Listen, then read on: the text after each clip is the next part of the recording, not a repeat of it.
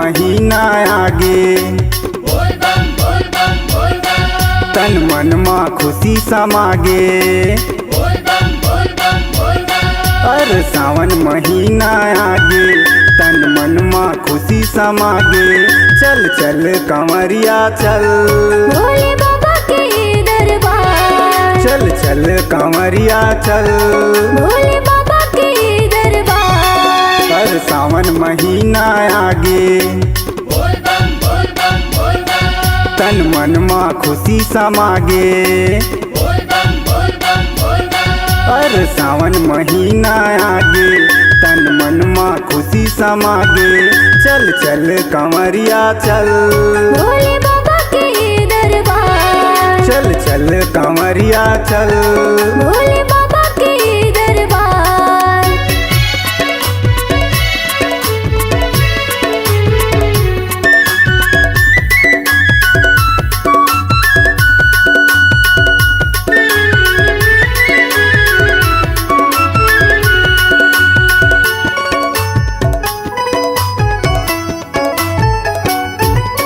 बड़ महिमा है महादेव, गंगा मैया ला जटा मराखे। चाहे पर पाँव छाला जाबो शंकर भोला कैलासे। बड़ महिमा है महादेव, गंगा मैया ला जटा मराखे। चाहे पर पाँव छाला जाबो शंकर भोला कैलासे। चाहे पर पाँव छाला जाबो शंकर भोला कैलासे। हौसला नहीं करन रे कम, जयकारा बोला बो हमन। हौसला नहीं करन रे कम, जयकारा बोला बो हमन। चल चल कंवरिया चल, भोले बाबा के दरबार। चल चल कंवरिया चल, भोले बाबा के दरबार।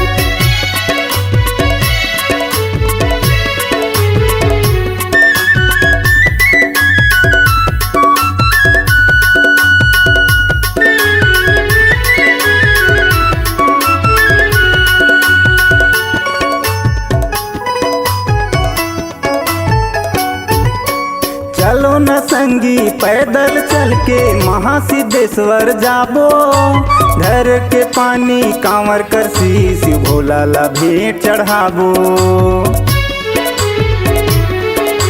चलो न संगी पैदल चल के महासिद्धेश्वर जाबो। धर के पानी कांवर कर शीश भोला ला भेंट चढ़ाबो।